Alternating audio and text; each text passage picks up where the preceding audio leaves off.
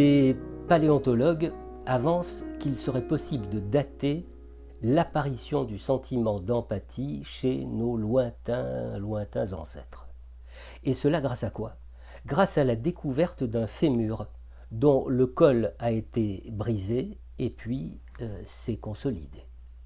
En effet, il faut savoir que pour que les deux parties d'un os brisé puissent se ressouder, et encore plus spécifiquement le col du fémur, il est indispensable que la personne demeure dans une parfaite immobilité. Seule l'immobilité peut favoriser la consolidation d'une fracture à un tel endroit de notre anatomie.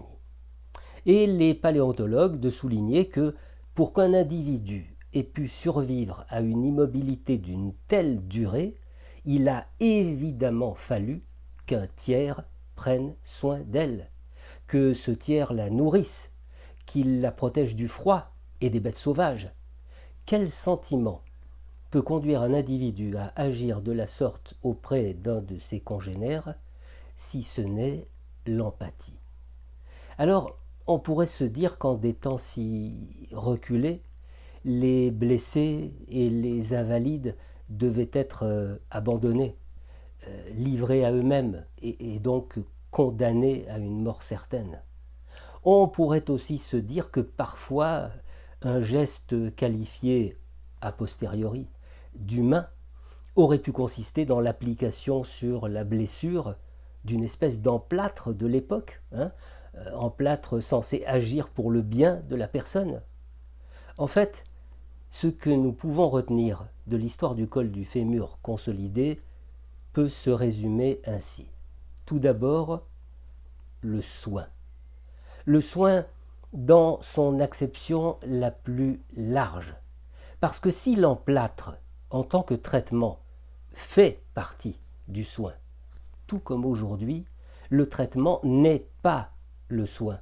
Le soin ne se réduit pas au traitement. Le traitement n'est qu'une partie du soin. L'au-delà du traitement, c'est la présence, c'est l'attention, l'intérêt porté au blessé. Disons, la qualité de la relation. Et puis, le deuxième élément, c'est évidemment la durée. À savoir que la présence du tiers est obligatoirement marquée du sceau de la durée.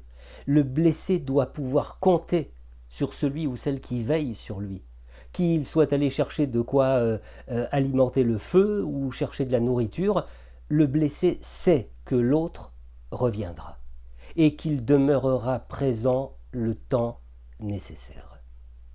Eh bien, voyez-vous, ces deux éléments me rappellent très fort ce que l'on m'avait appris il y a très longtemps.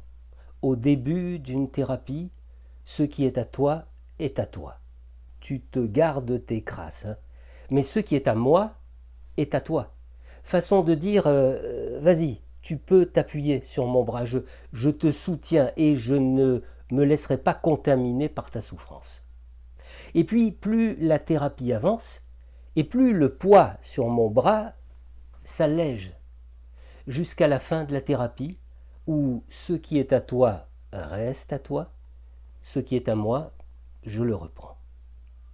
J'ai le sentiment de comprendre l'hypothèse des paléontologues ainsi, comme un temps relationnel où l'un est totalement présent à l'autre, d'une façon inconditionnelle et pendant le temps nécessaire pour que cet autre ait recouvré les voies d'une autonomie suffisante à la poursuite de son existence.